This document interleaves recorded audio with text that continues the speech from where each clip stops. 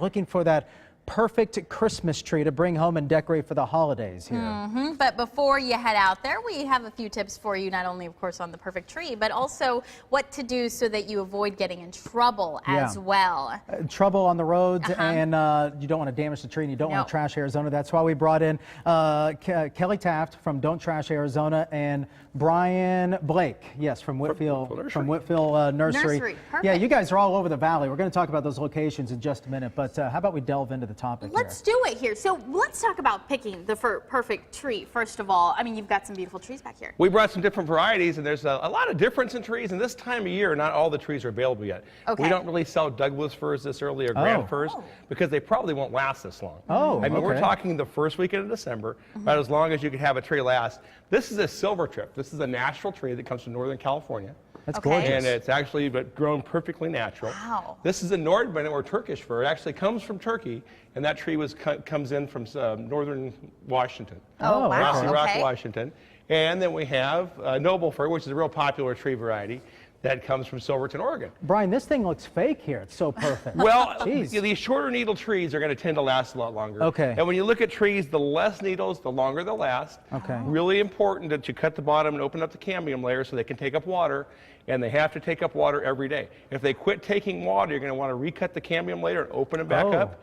And if you don't, you're going to have to not light the tree. And you have all three of these at your nurseries? We have all three of these now. Like I say, a little later in the season, we'll have grand firs and Douglas firs, but I wouldn't put those up until after next week. Brian, help us learn how to secure it, because an unsecured tree, believe it or not, causes roughly 25,000 wrecks a year in the U.S. from debris like this falling right off, specifically trees. Well, we've certainly seen them lost a few times around the valley. I've seen them on the road. It's on a lot of trees, but basically with Christmas trees, it's important, number one, you want to load in the right direction. We'll have to get the stand off this one real quick. And while you're doing this, here, let's, okay, good teamwork. Hey, Brian, while you're doing this, I want to bring in Kelly to talk about your role with Don't Trash AZ and the problems you guys encounter this time of year. Continue on, Brian. Just don't hit us. Up we go in the wild wind. Thousands of accidents occur every year when drivers swerve to avoid dangerous debris on the roadway. And whether it's a Christmas tree or that new fridge you just bought for Christmas or a ladder or a mattress, it's usually caused because people haven't taken that extra minute to tie down their loads. So Don't Trash Arizona, we just want to remind people, just take that extra minute, 2 minutes to make sure you strap it down, tie it up, cover it up with a tarp to avoid those tragedies. And we actually have about one person every year in Maricopa County die in a debris-related accident. That could be avoided.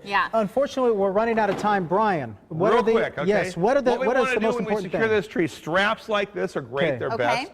But we want to get them underneath, loop all the way securely around the rack. Okay, we want to get them over the top. All right. You'll see people put little fancy ties around the trunk.